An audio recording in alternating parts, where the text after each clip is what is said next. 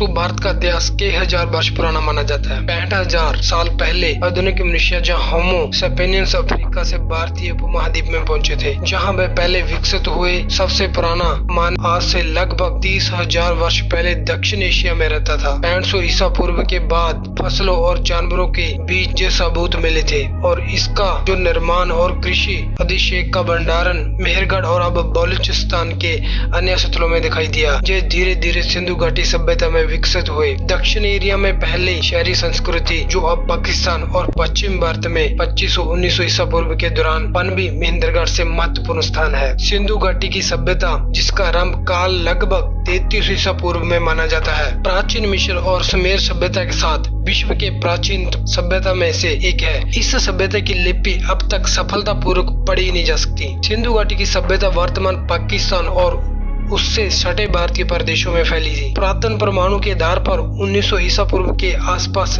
इस सभ्यता का आगमन पतन हो गया। 19वीं सदी के विद्वानों के अनुसार आर्य का एक वर्ग भारतीय उपमहाद्वीपों की सीमाओं पर 2000 ईसा पूर्व के आसपास पहुंचा और ये पहले पंजाब में बस गया और जहां ही उन्होंने ऋग्वेद की रचना की। आर्य द्वारा उत्तर तथा मध्य भारत में एक विकसित सभ्यता का निर्माण किया गया। इसे वैदिक सभ्यता भी कहते हैं। प्राचीन भारत के इतिहास में वैदिक सभ्यता सबसे पुरानी सभ्यता है, जिसका संबंध आर्य के आगमन से है। और दोस्तों, इसका नामकरण भी आर्य के प्रारंभिक साहित्य वेदों के नाम पर ही किया गया है। आर्य की भाषा, संस्कृति और धर्म वैदिक या सनातन धर्म के नाम से प्रसिद्ध था। बाद में विदेशी विचारों द्वारा इस धर्म का नाम हिंदू पड़ा। वैदिक सभ्यता जो सरस्वती नदी के तट क्षेत्र जिसमें आधुनिक भारत में पंजाब और हरियाणा राज्य आते हैं, उनमें से आमतौर पर अधिकतर विद्वान वैदिक सभ्यता काल 2000 ईसा पूर्व से 600 ईसा पूर्व के बीच में मानते हैं, परंतु नए डाटे के अनुसार वैदिक सभ्यता का संबंध कई हजार साल पुराना है। कुछ आधुनिक विद्वान ये भी मानने लगे हैं कि वैदिक सभ्यता भारत में ही शुरू हुई थी। उनके अनुसार जो आर्य है वो भी भारतीय मूल की ही थे और ऋग्वेद की रचना का काल 300,000 ईसा पूर्व में रहा होगा, क्योंकि आर्य के भारत में आने का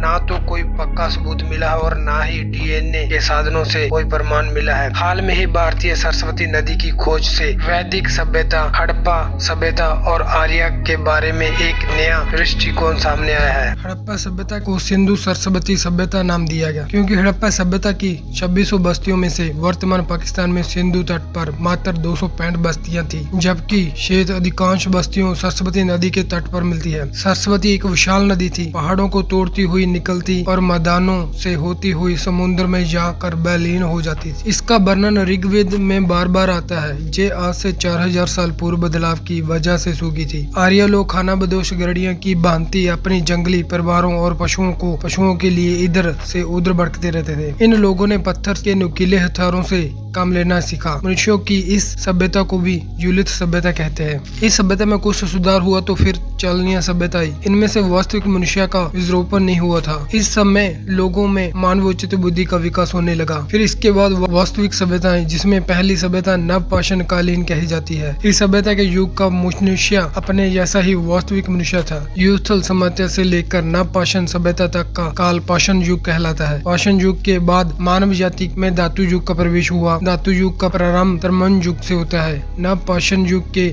अंत तक मनुष्य की बुद्धि बहुत ज्यादा विकसित हो गई थी। इसी समय कृषि का आविष्कार हुआ। कृषि की समानता आर्य संसार में सबसे प्रथम कृषक थे। कृषि के उपयोगी साधनों की खोज में आर्य पंजाब की भूमि में आए और इसी का नाम सप्त सिंधु प्रदेश रखा। आर्य लोग संपूर्ण सप्त सिंधु प्रदेश में फैल गए, परंतु उनकी सभ्यता का केंद्र सरस्वती तट ही था। सरस्वती नदी तट पर ही आर्य ने तरमन युग की स्थापना की, जहां उन्होंने तांबा मिला और वे अपने पत्थरों के हथियारों को छोड़कर तांबे के हथियारों को काम में लेने लगे। यह स्थान सरस्वती नदी प्रवाह के सूखे हुए मार्ग पर ही है। मेसोपोटामियम तथा इलाम में यही सभ्यता प्रोटो इलामाइट सभ्यता कहलाई जाती है। सुमेरु जाति प्रोटो इलामाइट जाति के बाद मेसोपोटामियम में जाकर बसी। सुमेरु सभ्यता के बाद मिस्र की सभ्यता का उद्देश्य हुआ। एक प्रसिद्ध अमेरिकन डी टेरा ने सिंधु प्रदेश को पत्थर और धातु युग में मिलाने वाली कहते हैं। तरमन सभ्यता के बाद कांसे की सभ्यता आई। कांसे की सभ्यता सुमेरियन लोगों की थी। मेसोपोटामियम के उरापरा किश तथा इलाम से मेसोपोटामियम में जहाँ जहाँ इस प्रोटो इलामाइट कही जाने वाली तरमन सभ्यता के चिन्ह मिले हैं, उसके और सुमेरु जाति के कांसे की सभ्यता के सत्रों के बीच में किसी बहुत बड़ी बाढ़ के पानी द्वारा जमी हुई चिकनी मिट्टी का उसे 4 फुट मोटा सत्र प्राप्त हुआ है। इस मिट्टी का ये सत्र उसी बड़ी बाढ़ द्वारा बनाया गया था, जिसको प्राचीन ग्रंथों में न्यू कहते हैं। ईसा पूर्व 7वीं और शुरुआती 6वीं सदी में जैन और बौद्ध धर्म संप्रदाय लोकप्रिय हुए। अशोक इस काल का एक महत्वपूर्ण राजा था, जिसका साम्राज्य अफगानिस्तान से मणिपुर और तक्षशिला से कर्नाटक तक फैल गया था, पर वो संपूर्ण दक्षिण तक नहीं जा सका। दक्षिण में चोल सबसे शक्तिशाली निकले। भगवान गौतम बुद्ध के जीवन काल में 16 बड़ी शक्तियां थी। इन राज्यों का शासन ऐसे शक्तिशाली व्यक्तियों के पास था जिन्होंने राज्य विस्तार और पड़ोसी राज्यों को अपने में मिलाने की नीति अपना रखी थी। जब राज्यों के अधीन राज्यों का विस्तार हो रहा था, इसके बाद भारत छोटे छोटे साम्राज्यों में बंट गया। 18वीं सदी में सिंध और अरबों का अधिकार हो गया, जो इस्लाम का प्रवेश माना जाता है। 12वीं सदी के अंत तक दिल्ली की गद्दी पर तुर्की दासों का शासन आ गया, जिन्होंने अगले कई साल तक राज किया। दक्षिण में हिंदू विजयनगर और गोलकोंडा में सूबे थे। 1556 में विजयनगर का पतन हो गया। सन 1526 में मध्य एशिया से निर्वासित राजकुमार बाबर ने काबुल में पनाह ली और भारत पर आक्रमण किया। उसने मुगल वंश की स्थापना की, जो अगले 300 वर्ष तक चला। इसी समय दक्षिणी पूर्वी तट से पुर्तगाल का समुद्री व्यापार शुरू हो गया था। बाबर का पोता अकबर, उसने हिंदुओं पर से जजिया कर हटा लिया। 1659 में औरंगजेब ने इसे फिर से लागू कर दिया। इसी समय केंद्रीय और दक्षिणी भारत में शिवाजी के जोर से मराठे शक्तिशाली हो रहे थे। औरंगजेब ने दक्षिण की ओर ध्यान लगाया तो उत्तर में सिखों का उदय हुआ। औरंगजेब के मरते ही 1707 में मुगल साम्राज्य बिखर गया। अंग्रेजों ने डंचों, पुर्तगालियों तथा फ्रांसीसियों को भगाकर भारत पर व्यापार का अधिकार किया और 1857 के एक विद्रोह को कुचलने के बाद सत्ता पर कब्जा हो गया। मुगल सम्राट तुर्क मुगल पीढ़ी के तैमूर वंशी थे और उन्होंने हिंद फारसी संस्कृति को विकसित किया। 1700 के आसपास अपनी शक्ति की ऊंचाई पर इसने भारतीय उपमहाद्वीप के अधिकांश भाग को निरंतर किया। इसका विस्तार पूर्व में वर्तमान बांग्लादेश से पश्चिम में बलूचिस्तान तक है और उत्तर में कश्मीर से दक्षिण में कावेरी घाटी तक है। उस समय 44 लाख किलोमीटर यानी कि 15 लाख मील के क्षेत्र में फैले इस साम्राज्य की जनसंख्या का अनुमान 13 और 15 करोड़ के बीच लगाया गया था। 1725 के बाद इसकी शक्ति में तेजी से गिरावट आई। 1556 में जलालुद्दीन मोहम्मद अकबर, जो महान अकबर के नाम से प्रसिद्ध हुआ, के 15 ग्रैंड के साथ इस साम्राज्य का शासन शुरू हुआ और सम्राट औरंगजेब के निधन के साथ समाप्त हुआ। हालांकि यह साम्राज्य और 150 साल तक चला। दोस्तों, बाबर का जन्म 14 फरवरी 1483 ईस्वी में हुआ। बाबर एक इस्लामी तुर्की मुगल साम्राज्य था और उसका पूरा नाम जहरुद्दीन मोहम्मद था। जहरुद्दीन मोहम्मद मुगल साम्राज्य के पहले शासक थे। इनका जन्म मध्य एशिया के वर्तमान उज्बेकिस्तान में हुआ था। यह तैमूर और चंगेज खां का वंश था।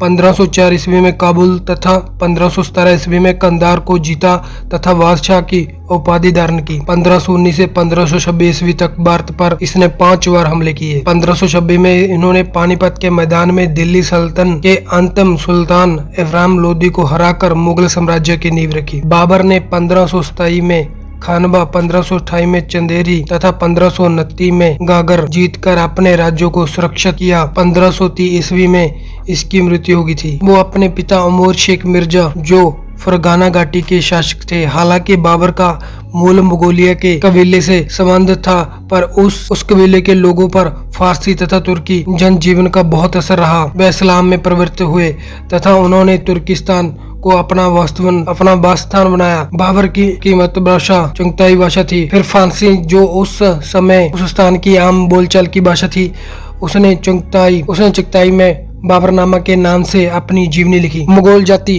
जिसे फारसी में मुगल कहते थे, का होने के बावजूद उसकी जनता और अनुचर तुर्क तथा फारसी लोग थे। उसकी सेना में तुर्की, फारसी, क्रिश्तों के अलावा वलार्स तथा मध्य एशिया कबीले के भी लोग थे। कहा जाता है कि बाबर बहुत ही तगड़ा और शक्तिशाली था। ऐसा भी कहा जाता है कि केवल वो 2 लोगों को अपने दोनों कंधों पर लादकर दौड़ लेता था। लोक कथाओं के अनुसार बाबर अपने राह में आने वाली सभी नदियों को तैरकर पार कर सकता था। उसने गंगा को 2 बार तैरकर पार किया था। बाबर के चचेरे भाई मोहम्मद हैदर ने लिखा है कि उस समय जब चुगताई लोग को जहरुद्दीन मोहम्मद का उच्चारण कठिन लगा, इस कारण उन्होंने इनका नाम बाबर रख दिया। सन 1494 में 12 वर्ष की आयु में ही उसे फरगाना घाटी के शासक का पद सौंपा गया। उसके चाचों ने इस स्थिति का फायदा उठाया और बाबर को गद्दी से हटा दिया। कई सालों तक उसने निवर्सन में जीवन बिताया, जब उसके साथ कुछ किसान और उसके संबंधी ही थे। 1496 में उसने उज्बेक शहर समरकंद पर आक्रमण किया और 7 महीनों के बाद उसे जीत भी लिया। इसी बीच जब वह समरकंद पर आक्रमण कर रहा था तब उसके एक सैनिक सरगाना ने फरगाना पर अपना आधिपत्य जमा लिया। जब बाबर इस पर वापस अधिकार करने फरगाना आ रहा था तो उसकी सेना ने समरकंद में उसका साथ ही छोड़ दिया, जिसके फलस्वरूप समरकंद और फरगाना दोनों उसके हाथों से चले गए। सन 1501 में उसने समरकंद पर फिर अधिकार कर लिया, पर जल्द ही उसे उज्बेक खान मोहम्मद शेबानी ने हरा दिया और इस तरह समरकंद, जो उसके जीवन में एक बड़ी ख्वाहिश थी, उसके हाथों फिर से वापस निकल गया। फरगाना से अपने चंद वफादार सैनिकों के साथ भागने के बाद अगले 3 सालों तक उसने अपने सेना बनाने पर ध्यान केंद्रित किया। इस क्रम से उसने बड़ी मात्रा में बदख्शान प्रशांत के ताजकों को अपनी सेना में भर्ती किया। सन 1504 में हिंदू कुश की बर्फीली चोटियों को पार करके उसने काबुल पर अपना निरंतर स्थापित किया। नए साम्राज्यों को मिलने से अपने अपनी किस्मत के सितारे खुलने के सपने देखे।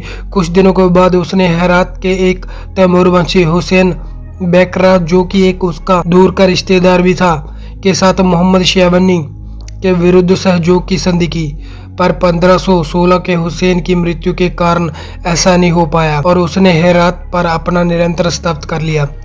पर 2 महीने के भीतर ही साधनों के अभाव में ऐसे हेरात छोड़ने पड़ा। अपनी जीवनी में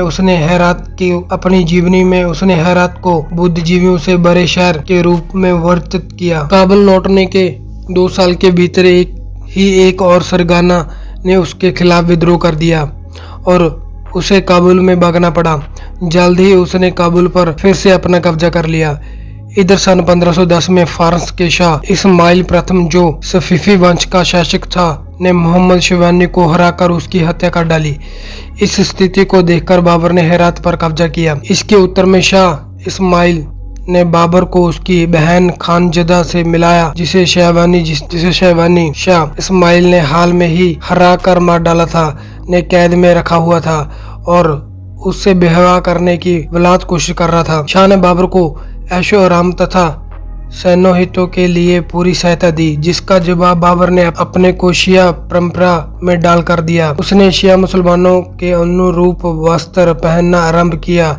शाह इस्माइल के शासन काल में फारस शिया मुसलमानों का गढ़ बन गया और वो अपने आप में 7वें शिया इमाम मूसा अल काजिम का वंशज मानता था। वहाँ सिक्के भी शाह के नाम से डलते थे तथा मस्जिद में खुतबे शाह के नाम से पढ़े जाते थे। हालांकि काबुल में सिक्के और खुतबे बाबर के नाम से ही थे।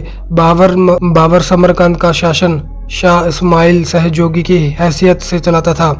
शाह की मदद से बाबर ने बुखारा पर चढ़ाई की। वहां पर बाबर एक तैमूर वंशी होने के कारण लोगों की नज़र में उज्बेकों को मुक्तदाता के रूप में देखा गया और गांव उसको बधाई देने के लिए खाली हो गए थे। अक्टूबर 1511 में उसने समरकंद पर चढ़ाई की और एक बार फिर उसे अपने अधीन कर लिया। वहां भी उसका स्वागत हुआ और एक बार फिर गांव खाली हो गए उसको बधाई देने के लिए। वहां सुन्नी मुसलमानों के बीच वह शिया वस्त्रों में एकदम अलग रहा था। दोस्तों, बाबर ने बहुत सारे युद्ध किए, जिसमें पानीपत का पहला युद्ध 1 अप्रैल 1526 को हुआ। बाबर को लगता था कि दिल्ली की सल्तनत पर फिर से तैमूर वंशियों का शासन होना चाहिए। एक तैमूर वंशी होने के कारण वो दिल्ली सल्तनत पर कब्जा करना चाहता था। उसने सुल्तान इब्राहिम लोदी को अपनी इच्छा से अवगत कराया। इब्राहिम लोदी के जवाब नहीं आने पर उसने छोटे छोटे आक्रमण करने आरंभ कर दिए। सबसे पहले उसने कंधार पर कब्जा किया। इधर शाह इस्माइल को तुर्की के हाथों भारी हार का सामना करना पड़ा। इस युद्ध के बाद शाह इस्माइल तथा बाबर दोनों ने बारूदी हथियारों की सेना मातसा समते हुए इसका उपयोग अपनी सेना में आरंभ किया। इसके बाद उसने इब्राहिम लोदी पर आक्रमण किया। पानीपत में लड़ी गई इस लड़ाई को पानीपत का पहला युद्ध के नाम से जानते हैं। यह युद्ध बाबरनामा के अनुसार 21 अप्रैल 1526 को लड़ा गया था। इसमें बाबर की सेना इब्राहिम लोदी की सेना के सामने बहुत छोटी थी, पर सेना के संगठन के अभाव में इब्राहिम लोदी यह युद्ध बाबर से हार गया। इसके बाद दिल्ली की सत्ता पर बाबर का अधिकार हो गया और उसने इस समय सन मुगल वंश की नींव रख डाली। राणा सांगा की अगुवाई में राजपूत काफी संगठन और शक्तिशाली हो चुके थे। राजपूतों ने एक बड़ा सा क्षेत्र स्वतंत्र कर लिया था और वे दिल्ली की सत्ता पर कब्जा होना चाहते थे। बाबर की सेना राजपूतों की सेना से आधी भी नहीं थी। 17 मार्च और 15 जुलाई में खानवा की लड़ाई राजपूतों तथा बाबर की सेना के बीच हुई।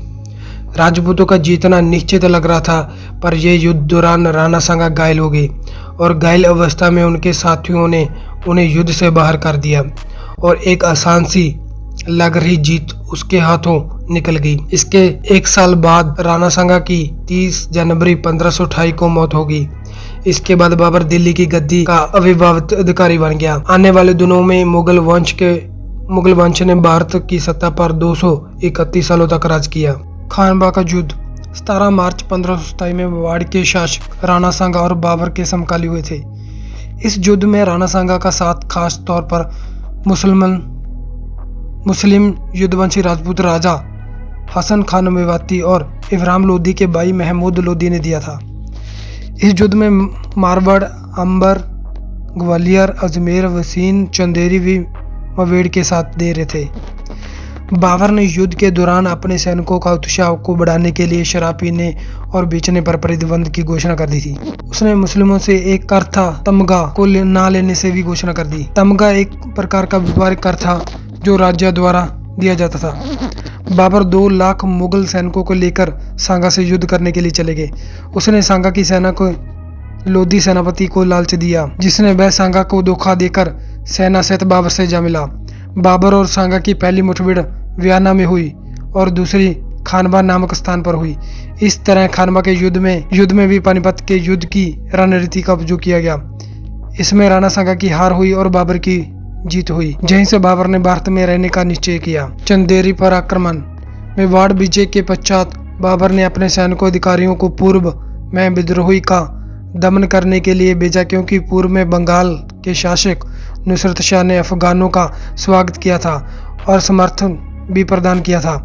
इससे उत्साह होकर अफगानों ने अनेक स्थानों से मुगलों को निकाल दिया और बाबर को भरोसा था कि उसका अधिकारी अफगान विद्रोहियों का दमन करेगा। अंत उसने चंदेरी पर आक्रमण करने के लिए निश्चित कर लिया।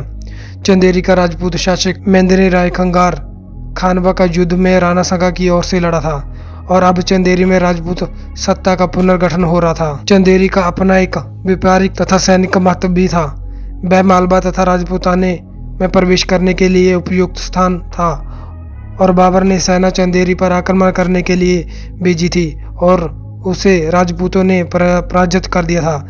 इससे बाबर ने स्वयं चंदेरी जाने का निश्चय किया, क्योंकि यह संभव है कि चंदेरी राजपूत शक्ति का केंद्र बन गया था। उसने चंदेरी के विरुद्ध लड़ने के लिए 21 जनवरी 1528 की घोषित किया, क्योंकि इस घोषणा से उसी चंदेरी के मुस्लिम जनता का जो बड़ी संख्या में समर्थन प्राप्त होने की आशा थी और जिहाद के द्वारा राजपूत तथा उन मुस्लिमों का सहयोग रोका जा सकता था। उसने मेंदिनी राय खंगार के पास संदेश भेजा कि वह शक्ति पूर्ण रूप से चंदेरी का संपन्न कर दे तो उसे शमशाबाद की जागीर दी जा सकती है। मेंदिनी राय खंगार ने प्रस्ताव अस्वीकार किया। इसके बाद उनमें से ये युद्ध हुआ, घाघरा का युद्ध।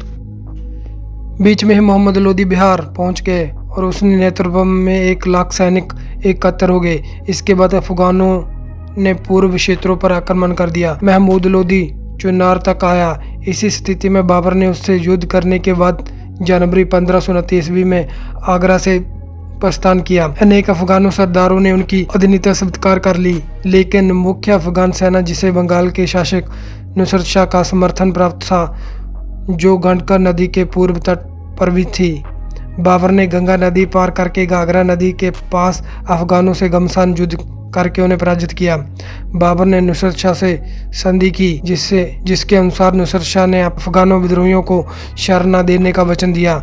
बाबर ने अफगानों जलाल खां को अपने अधीन किया, जो उसी समय बिहार का शासक था, और उसने आदेश दिया कि वह शेर खां को अपना मंत्री रखे। कहा जाता कि अपने पुत्र हमाऊ को बीमार पड़ने पर उसने अल्लाह से हमाऊ को स्वस्थ करने के लिए उसकी बीमारी खुद को दिए जाने की प्रार्थना की। इसके बाद बाबर की सेहत बिगड़ गई और अंत वो 1530 में 48 वर्ष की उम्र में मर गए थे।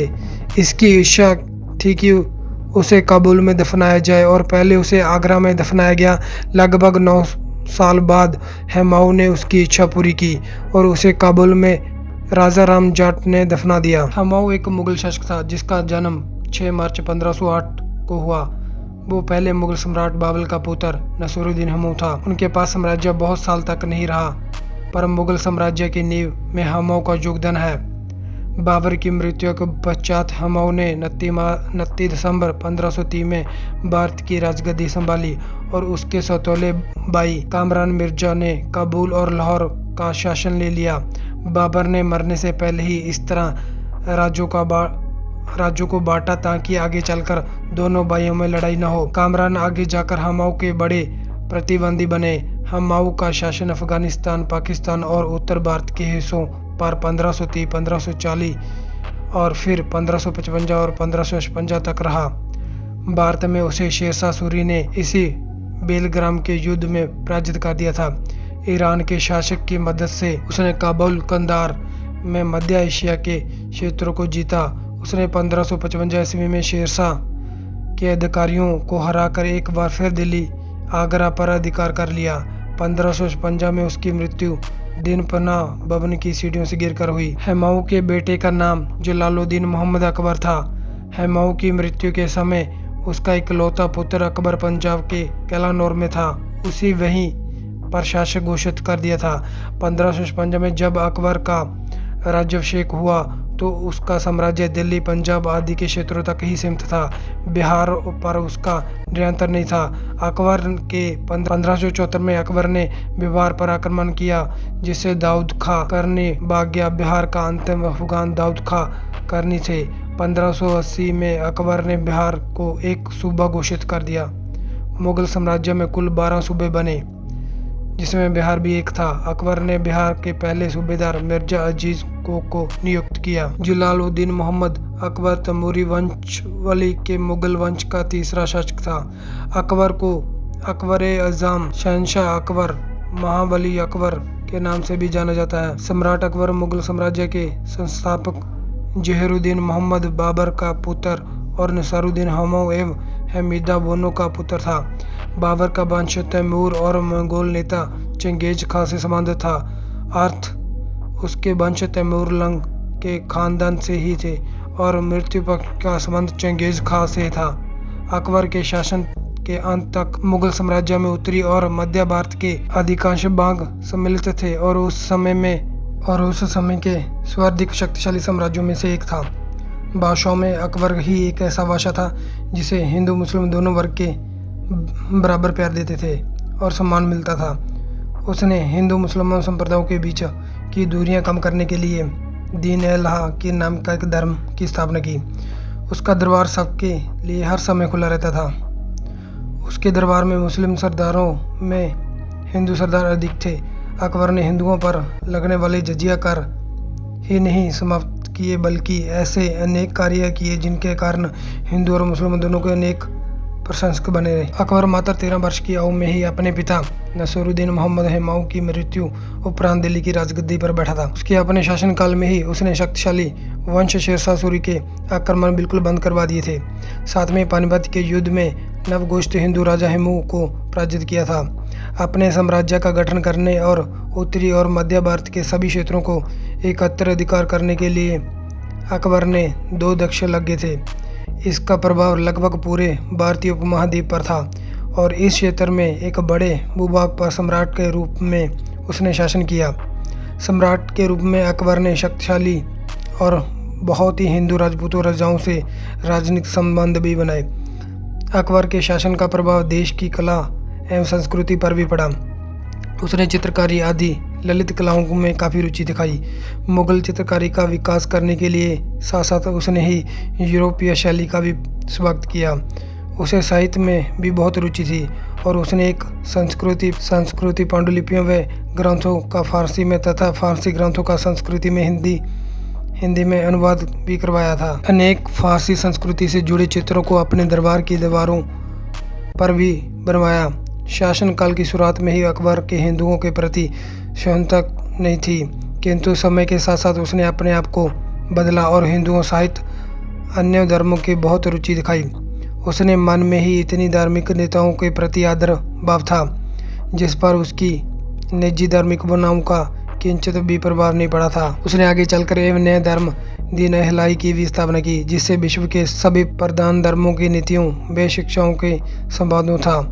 दुर्भाग्य से ये धर्म अकबर की मृत्यु के साथ ही समाप्त हो गया था। इतने बड़े सम्राट की मृत्यु होने पर उसकी अंत्येष्टि बिना किसी संस्कार से जल्दी ही कर दी थी। परंपरा अनुसार दुर्गा में दीवार तोड़कर एक मार्ग बनवाया गया था। उसका चुपचाप सिकंदरा के मकबरे में दफना दिया गया था। जहांगीर का जन्म 31 अगस्त 1569 को हुआ। मुराद और दनियाल उनके छोटे भाई थे। मुराद और दनियाल पिता के जीवन में शराब पीने की वजह से मर चुके थे। जहांगीर का पहला विवाह 1585 में मानबाई से हुआ, जो आमेर के राजा भगवान दास की पुत्री व मान सिंह की बहन थी। इसके बाद उनका दूसरा विवाह मारवाड़ के राजा उदय सिंह की पुत्री यक्त गुसोई से हुआ। सलीम अकबर की मृत्यु के पश्चात नूरुद्दीन मोहम्मद जहांगीर के उपनाम से मुगल बादशाह बने। 1605 ईस्वी में केप जोगी सुधार लागू किए। कान और नाक और हाथ आदि काटने की सजा रद्द कर दी।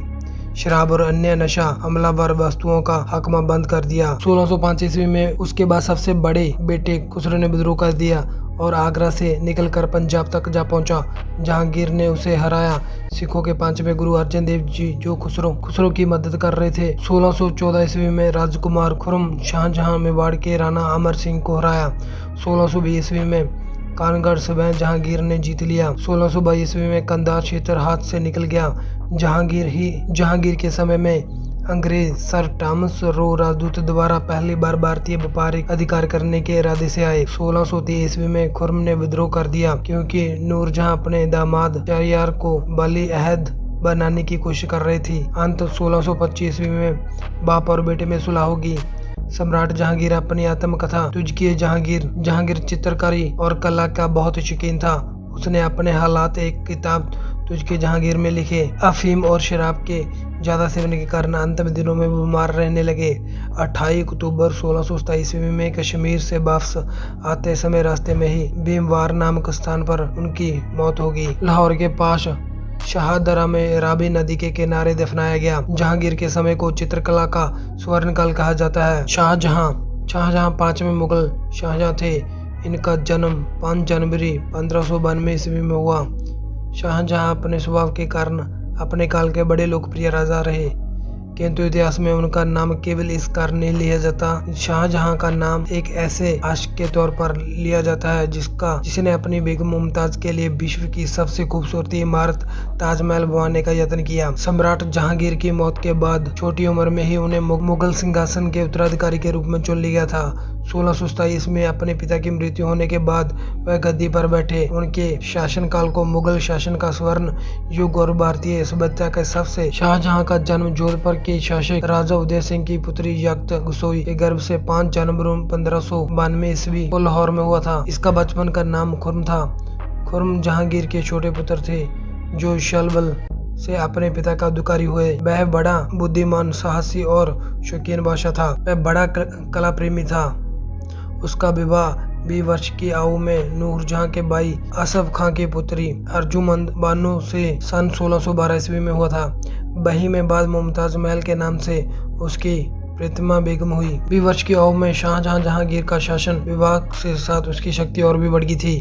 नूरजहां अफजल खां और उनका पिता मिर्जा गायस बेग, जो जहांगीर शासन के कुरधर्म थे, अब्दुल्ला हसन अफजल खान की बेटी थी अर्जुमंद, जिन्हें बाद में मुमताज का नाम मिला। मुमताज की पैदाइशी 27 अप्रैल 1593 की थी। वो बहुत ही खूबसूरती थी। उसे बला की हसीन कहते थे। शाहजहां ने पहली बार अर्जुमंदा को आगरा के मीना बाजार की किसी गली में देखा था। उसकी खूबसूरती पर शाहजहां पहली नजर में ही फिदा हो गए थे। शाहजहां और अर्जुमंद की शादी में कोई दीवार नहीं थी। अप्रैल 1607 की बात 14 साल की अर्जुमंदा जानी की मुमताज और 15 साल के खुर्रम जानी की शाहजहां की सगाई होगी। फिर 10 मई 1612 को सगाई के करीब 5 साल और 3 महीने बाद इन दोनों का निकाह हो गया। निकाह के समय शाहजहां की उम्र 20 वर्ष थी और मुमताज की उम्र 19 वर्ष। मुमताज और शाहजहां के बीच इतनी मोहब्बत थी कि लोग कहते थे कि शौहर और बीबी में ऐसा इश्क किसी ने देखा नहीं था। उन दिनों में उनके 13 बच्चे थे। तीसरे नंबर पर जो औलाद हुई उसका नाम था दारशको और 6ठे नंबर पर पैदा हुआ था औरंगजेब। 1631 का साल था और महीना जून का। शाहजहां अपनी सेना के साथ बुरहानपुर में थे। जहां लोधी पर चढ़ाई के साथ मुमताज भी शाहजहां के साथ थी। अपने 14वें बच्चे को जन्म देते हुए मुमताज की मौत होगी। मुमताज के डॉक्टर वजीर खान और उनकी साथ रहने वाली दासी सती उन सिन्हा ने बहुत कोशिश की उनको बचाने के लिए, पर उनको बचा नहीं पाए। मुमताज की मौत का गम में शाहजहां ने अपने पूरे साम्राज्य में शोक का ऐलान कर दिया। कहते हैं कि पूरे मुगल साम्राज्य में 2 साल तक मुमताज की मौत का गम मनाया गया था। कहते हैं कि मुमताज जब आगरा में होती तो जमुना किनारे एक बाग था, अक्सर उस बाग में जाया करती थी। शायद इसी वजह से शाहजहां ने जब मुमताज की याद में एक महल बनवाया था। सन 1657 में शाहजहां बहुत बीमार हो गए थे। उस समय दारा को अपना उत्तराधिकारी घोषित कर दिया था। दारा भी राजधानी में रहकर अपने पिता की सेवा और शासन की देखभाल करने लगे। शाहजहां 8 वर्षों तक आगरा के किले में रहे। उसका अंतिम समय बड़े दुख और मानसिक क्लेश में बीता। उस समय उसकी प्रिय पुत्री जहां आरा उसकी सेवा के लिए थी। अंत जनवरी में सन 1666 में उसका देहांत हो गया। उस समय उसकी आयु 74 वर्ष की थी। औरंगजेब आलमगीरी मुसलमान प्रजाओं द्वारा दिया गया शाही नाम, जिसका मतलब है विश्व विजेता। औरंगजेब भारत पर राज करने वाला सेवा मुगल शासक था। उसका शासन 1658 से लेकर 1707 तक चला। औरंगजेब ने भारतीय महाद्वीप पर लगभग आधी सदी तक राज किया।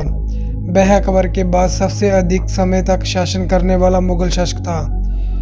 अपने जीवन काल में उसे दक्षिण भारत और मुगल साम्राज्य का विस्तार करने का भरपूर प्रयास किया, पर उसके मृत्यु के बाद मुगल साम्राज्य का कम होना आरंभ हो गया। औरंगजेब के शासन में मुगल साम्राज्य अपने विस्तार के शिखर पर पहुंचा।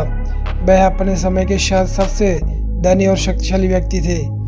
उसने अपने जीवन काल में दक्षिण भारत के कुछ राज्यों में प्राप्त विजयों के माध्यम से मुगल साम्राज्य को 12.5 लाख वर्ग मील में फैलाया और 15 करोड़ लोगों पर शासन किया, जो कि जगत की जनसंख्या का 1/4 हिस्सा था। औरंगजेब ने पूरे साम्राज्य पर शरीयत आधारित फतवाए आलमगीरी लागू किया और बहुत समय के लिए गैर मुसलमानों पर भी ज्यादा कर लगाए, जिसे जजिया बुलाते थे। गैर मुसलमान प्रजा पर शरीयत लागू करने वाले वो प्रथम मुसलमान शासक नहीं थे। उसने सिखों के गुरु तेग बहादुर की हत्या इस्लाम कबूल न करने पर की और उसने बहुत सारे मंदिर तोड़वा दिए और उसकी जगह मस्जिद बनवाए। औरंगजेब का जन्म 3 नवंबर 1618 को दाहोद गुजरात में हुआ। वो शाहजहां और मुमताज महल के 6वीं संतान और तीसरा बेटा थे। उनके पिता उस समय गुजरात के सूबेदार थे। जून 1626 में जब उनके पिता द्वारा किया गया विद्रोह असफल हो गया तो औरंगजेब और उनके भाई दारा शिकोह को उनके दादा जहांगीर के लाहौर बड़े दरबार में नूरजहां द्वारा बंधक बनाया था। 26 फरवरी 1628 को जब शाहजहां को मुगल सम्राट घोषित किया गया, तब औरंगजेब आगरा किले में अपने माता पिता के साथ रहने के लिए वापस लौटा। यहीं पर औरंगजेब ने अरबी और फारसी की औपचारिक शिक्षा प्राप्त की। मुगल प्रथाओं के अनुसार शाहजहां ने 1634 में शहजादे औरंगजेब को दक्कन के सूबेदार नियुक्त किया। औरंगजेब ने खिड़की, जिसका नाम बदलकर उसने औरंगाबाद कर दिया, 1637 ईस्वी में रबिया दुरानी से विवाह किया। इधर शाहजहां मुगल दरबार का कामकाज अपने बेटे द्वारा शिकोह को सौंपने लगा। 1644 में औरंगजेब की बहन एक दुर्घटना में जलकर मर गई। औरंगजेब इस घटना के 3 हफ्तों बाद आगरा आया। उनके पिता शाहजहां को उस पर बहुत क्रोध आया। उसने औरंगजेब को दक्कन के सूबेदार से पद से बर्खास्त कर दिया। औरंगजेब 7 महीने तक दरबार नहीं आया। बाद में शाहजहां ने उसे गुजरात का सूबेदार बना दिया। औरंगजेब ने सुचारू रूप से शासन किया और उसका परिणाम भी मिला। उसे बदख्शान, उत्तरी अफगानिस्तान और बल्ख अफगान उज्बेक क्षेत्र का भी सूबेदार बना दिया। इसके बाद उन्होंने मुल्तान और सिंधु का भी सूबेदार बनाया। 1652 में उन्हें फिर से दक्कन का सूबेदार बनाया गया। उन्हें गोलकांडा और बीजापुर में विरुद्ध लड़ाइयाँ की और शाहजहां ने सेना वापस बुला ली। इससे औरंगजेब को बहुत ठेस पहुंची, क्योंकि शाहजहां ऐसे अनेक भाई द्वारा शिकोह के कहने पर कर रहे थे। औरंगजेब के शासनकाल का युद्ध विद्रोह दमन चलता रहता था। पश्चिम में सिखों की संख्या और शक्तिशाली बढ़ रही थी। दक्षिण में बीजापुर और गोलकोंड के अंत उन्होंने पराजित कर दिया। इस बीच छत्रपति शिवाजी महाराज की मराठा सेना ने उनकी नाक में दम कर दिया। शिवाजी महाराज को औरंगजेब ने गिरफ्तार कर तो लिया, पर शिवाजी महाराज और प्रथम संभाजी महाराज के बाग निकालने पर उनके लिए बहुत चिंता का कारण बन गए। शिवाजी महाराज की मृत्यु के बाद भी मराठे औरंगजेब को युद्ध के लिए ललकारते रहे। औरंगजेब के प्रशासन में दूसरे मुगल शाहजहां से ज्यादा हिंदू नियुक्त थे। मुगल इतिहास में दूसरों शाहजहां की तुलना में औरंगजेब के शासन काल में सबसे ज्यादा हिंदू हिस्सा लेते थे। इतिहासकार बताते हैं कि औरंगजेब के पिता शाहजहां ने शासन काल में सेना में विभिन्न पदों, दरबारों के दूसरे अहम पदों पर विभिन्न भूगोलिक प्रस्थानों इकाइयों में हिंदू की तादाद 24% थी, जो औरंगजेब के समय में 33% तक हो गई थी। औरंगजेब की सेना में वरिष्ठ पदों पर बड़ी संख्या में कई राजपूत नियुक्त थे। मराठों और सिखों के खिलाफ औरंगजेब के हमले को धार्मिक चश्मे में देखा जाता है। तब युद्ध क्षेत्र में मुगल सेना की कमान अक्सर राजपूत सेनापति के हाथ में होती थी। इतिहासकार युद्धनाथ सरकार लिखती है कि एक समय खुद छत्रपति शिवाजी भी औरंगजेब की सेना में मनसबदार थे। कहा जाता है कि वे दक्षिण भारत के मुगल सल्तनत के प्रमुख बनाए जाने वाले थे, लेकिन उनकी सैन्य कुशलता को भांपने में नाकाम रहे। औरंगजेब ने इस नियुक्ति को मंजूरी नहीं दी। औरंगजेब ही नहीं, सभी मध्यकालीन भारत के तमाम मुसलमान बादशाहों के बारे में एक बात ये भी कही जाती है कि उनमें से कोई भारतीय नहीं था। मुगल काल में ब्रिज बादशाह और उसके साथिया कोलंबिया यूनिवर्सिटी से जुड़े इतिहासकार एलिसन बुश बताती है कि औरंगजेब शाहजहां के बेटे आजम शाह की ब्रिज कविता में खासी दिलचस्पी थी। इस भाषा के लिए एक बड़े कवि वृंद औरंगजेब के प्रशासन में भी नियुक्त थे। मुगल काल में दरबार में अधिकृत सम्राट औरंगजेब ने इस्लाम धर्म के महत्व को स्वीकारते हुए कुरान को अपने शासन का अधिकार बनाया। उन्होंने सिखों पर कलमा खुदवाना, नौरोज का त्योहार मनाना, भांग की खेती करना, गाना बजाना आदि पर रोक लगा दी।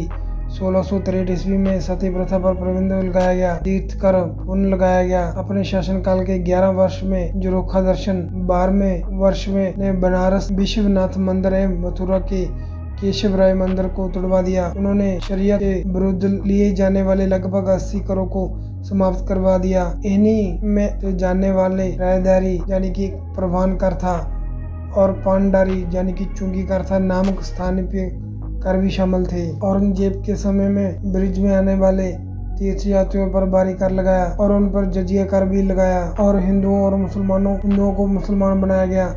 उस समय के कवियों की रचनाओं में औरंगजेब के अत्याचारों का उल्लेख है। औरंगजेब द्वारा लगाए गए जजिया कर उस समय के हिसाब से थे। अकबर ने जजिया कर को हटा दिया था, लेकिन औरंगजेब के समय में यह दोबारा लागू कर दिया। जजिया सामान्य करों से अलग था, जो कि गैर मुसलमानों को चुकाना पड़ता था। इसके 3 सतर थे और इसका निर्धारण संबंधित व्यक्ति के आमदनी से होता था। इस कर के कुछ अपवाद भी थे। गरीबों, बेरोजगारों और शारीरिक रूप से अकथ लोगों को इस दायरे में नहीं आते थे। इनके अलावा हिंदुओं के वर्ण व्यवस्था में सबसे ऊपर आने वाले ब्राह्मण और सरकारी अधिकारी भी इससे बाहर थे। मुसलमानों के ऊपर लगने वाले ऐसा ही धार्मिक कर ज़कात था, जो हर अमीर मुसलमान के लिए देना जरूरी था। आधुनिक राष्ट्र धर्म और जाति के आधार पर इस तरह का भेदभाव नहीं करते थे। इसलिए जब हम 17वीं शताब्दी की व्यवस्था के आधुनिक राष्ट्रों में पैमाने पर इसे देखते हैं तो ये बहुत अराजक व्यवस्था लग सकती है, लेकिन औरंगजेब के समय में ऐसा नहीं था। उस दौर में इसके द्वारा उदाहरण भी मिलते हैं, जैसे मराठों ने दक्षिण के एक बड़े हिस्से से मुगल को बेदखल कर दिया था। उनकी कर व्यवस्था भी तकरीबन इसी सतर की पक्षपाती थी। वे मुसलमानों से ज़कात वसूलते और हिंदू आबादी इस तरह की किसी भी कर व्यवस्था से बाहर थी। औरंगजेब ने जितने मंदिर तुड़वाए उससे कहीं ज्यादा बनवाए थे। विश्व प्रसिद्ध इतिहासकार रिचर्ड एटन के मुताबिक मुगल काल के मंदिरों में को ढहाना दुर्लभ घटना हुई और जब भी ऐसा हुआ तो उसके कारण राजनीतिक रहे। एटन के मुताबिक वही मंदिर तोड़े गए जिसमें विद्रोहियों को शरण मिलती थी या उनकी मदद से शाहजहां के खिलाफ साजिश रची जाती थी। उस समय मंदिर तोड़ने का कोई धार्मिक उद्देश्य नहीं था। इस मामले के कुख्यात कहा जाता है कि औरंगजेब भी सल्तनत के इसी नियम पर चले। उन्होंने शासन काल के मंदिर ढहाने की उदाहरण बहुत ही दुर्लभ है और जो है उनकी जड़ में राजनीतिक कारण ही रहे हैं। उदाहरण के लिए औरंगजेब ने दक्षिण भारत में कभी भी मंदिरों को निशाना नहीं बनाया, जबकि उनके शासनकाल में ज्यादातर सेना यही तैनात थी। उत्तर भारत में उन्होंने जरूर कुछ मंदिरों पर हमले किए, जैसे मथुरा का केशव राय मंदिर, लेकिन इसका कारण धार्मिक नहीं था। मथुरा के जाटों ने सल्तन के खिलाफ विद्रोह कर दिया। ठीक इसके उल्ट कारणों से औरंगजेब ने मंदिरों को जन्मशत भी दिया। यही उन हिंदुओं को भेंट थी जो शाहजहां के वफादार थे। किंग्स कॉलेज लंदन के इतिहासकार कैथरीन बटलर तो ये तक कहती है कि औरंगजेब ने जितने मंदिर तोड़े उससे ज्यादा बनवाए थे। कैथरीन, फ्रैंक एम मौथर अली और जलालुद्दीन जैसे विद्वान इस तरफ भी इशारा करते हैं कि औरंगजेब ने कई हिंदू मंदिरों को अनुदान भी दिया, जिनमें से बनारस का जंगमबाड़ी मठ, चित्रकूट का बालाजी मंदिर, इलाहाबाद का सोमेश्वर नाथ महादेव मंदिर और गुवाहाटी का अमानंद मंदिर सबसे जाने पहचाने नाम है। जिस कालखंड में यानी मुगल काल के मंदिरों को तोड़े जाने की बात इतनी ज्यादा प्रचलित में है, उनमें हिंदू द्वारा कहीं इस बात का शेष जिक्र नहीं मिलता।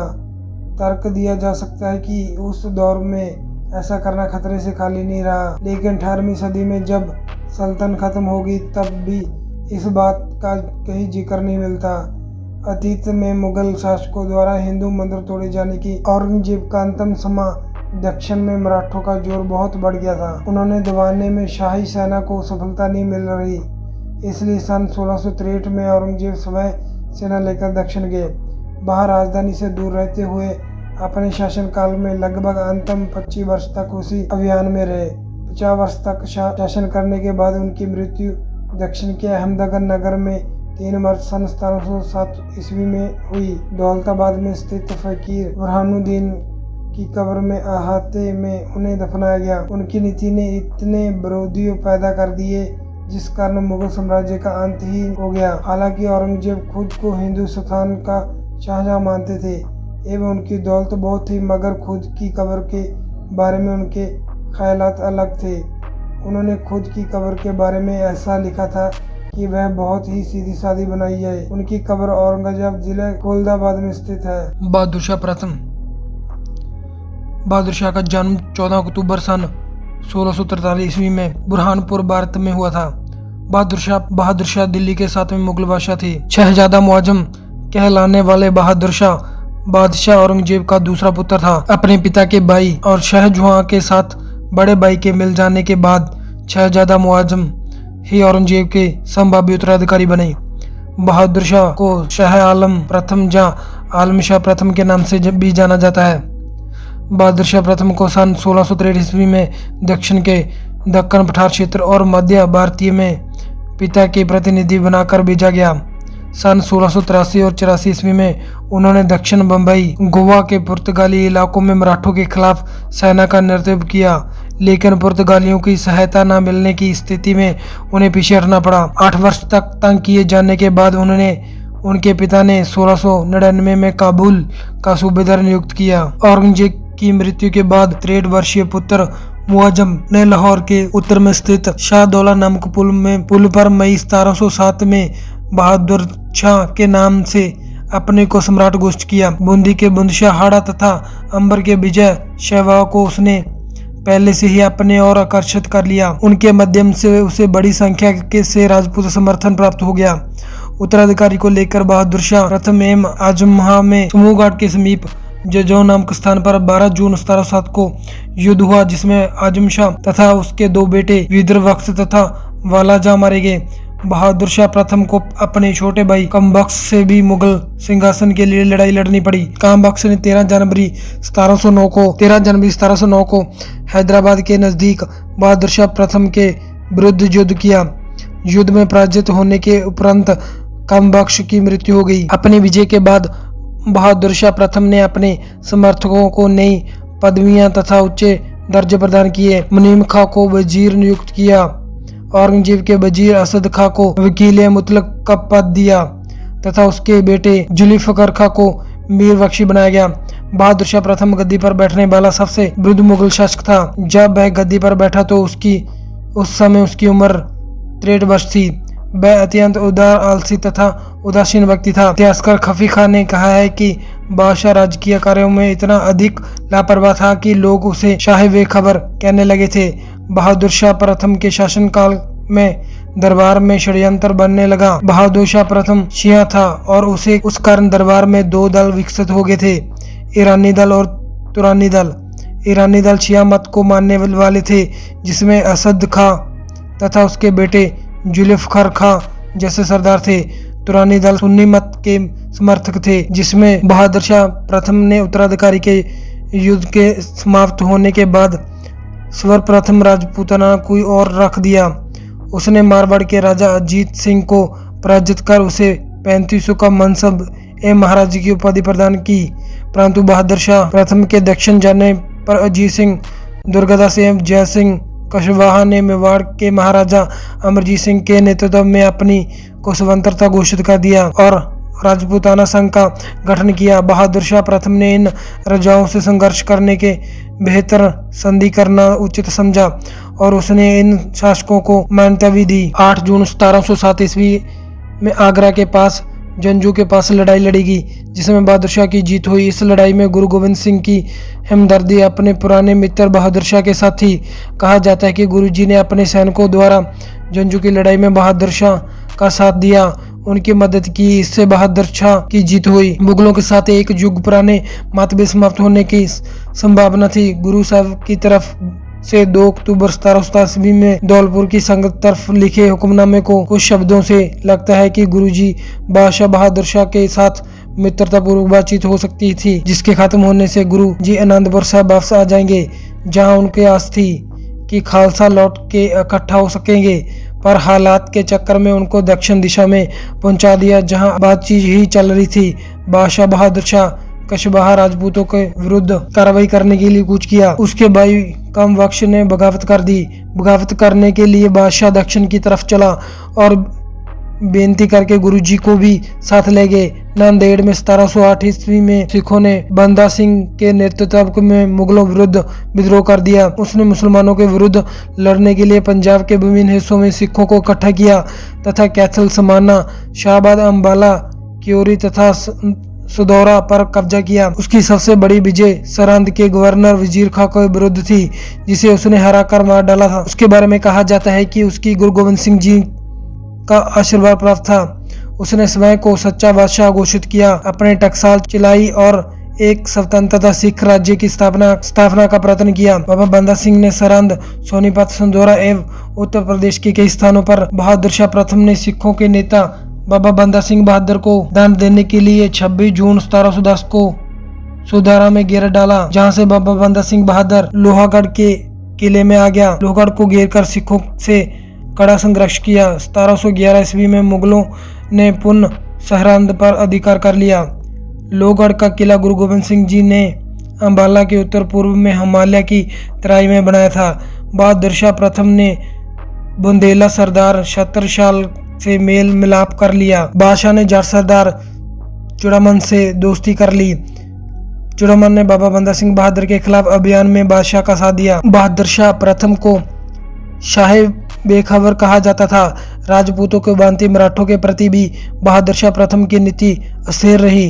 बहादुर शाह प्रथम की कैद से मुक्त शाह ने आरंभ में तो मुगल, परंतु जब बहादुर शाह प्रथम ने उसके चौथ और स्वदेशमुखी वसूल करने के अधिकार को स्पष्टता से स्वीकार नहीं किया, उसके सरदारों ने मुगल सीमाओं पर आक्रमण करके मुगलों को अधीन की गलत परंपरा की नींव रख डाली। इस प्रकार मुगलों की समस्या को बहादुर शाह प्रथम ने और गंभीर बना लिया। बहादुर शाह प्रथम ने मीर बख्शी के पद पर असीन जुल्फिकार खां को दक्कन की सूबेदारी प्रदान कर दी। एक ही अमीर को एक साथ 2 महत्वपूर्ण पद प्रदान करने की भूल की। उसके समय में ही वजीर के पद के सम्मान में वृद्धि हुई, जिसके कारण वजीर का पद प्राप्त करने के लिए प्रतिबद्धता बढ़ी। बहादुर शाह प्रथम के दरबार में 1711 ईस्वी में डच प्रतिनिधि शिष्टमंडल जेसुआ केटलार के नेतृत्व में गया। इस मंडल के द्वारा इस शिष्टमंडल का दरबार में स्वागत किया गया। इस वक्त में एक पुर्तगाली स्त्री जूलियानी की महत्वपूर्ण भूमिका थी। उसकी इस भूमिका के लिए उसे बीबी फिदवा की उपाधि भी दी गई। 27 फरवरी 1712 को बहादुर शाह प्रथम की मृत्यु होगी। फरुखसियर जय मुगल का 9वां मुगल बादशाह था, जिसने 1713 से 1719 तक हिंदुस्तान पर हुकूमत की। उसका पूरा नाम अबुल मुजफ्फरदीन मोहम्मद शाह फ़रुखसियर था। आलम अकबर सानी वाला 1715 ईस्वी में एक शिष्टमंडल जान सुरमन की नेतृत्व में भारत आया। यह शिष्टमंडल उत्तरवर्ती मुगल शासक फ़रुखसियर की दरबार में 1717 ईस्वी में पहुंचा। उस समय फ़रुखसियर जानलेवा गम से पीड़ित था। इस शिष्टमंडल ने हेमिलैम्ट नामक डॉक्टर थे जिन्होंने फ़रुखसियर का इलाज किया। इससे फ़रुखसियर खुश हुआ तथा अंग्रेजों को भारत में कहीं भी व्यापार करने की अनुमति दी। अंग्रेजों द्वारा बनाए गए सिक्के को भारत में सभी जगह मान्यता प्राप्त कर दिया गया। फ़रुखसियर द्वारा जारी की गई इस घोषणा को ईस्ट इंडिया कंपनी का महंगा काट कहा जाता है।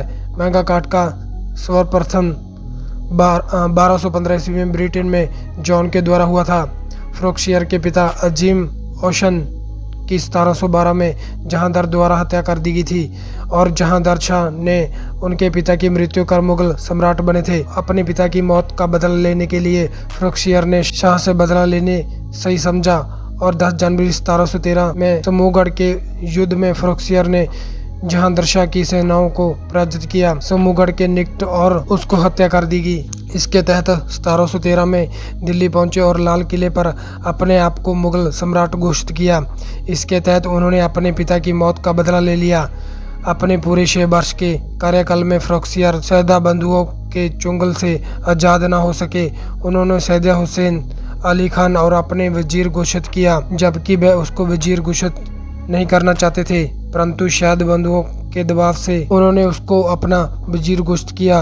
उन्होंने अजीत सिंह के रोकने का पूर्ण प्रयत्न किया, परंतु अजीत सिंह को रोकने से सफल नहीं रहे, क्योंकि लगातार दक्षिण भारत में व्यस्त रहने के कारण उत्तर भारत में कई राजपूत एवं जाट शक्तियां वापस बनाई थी।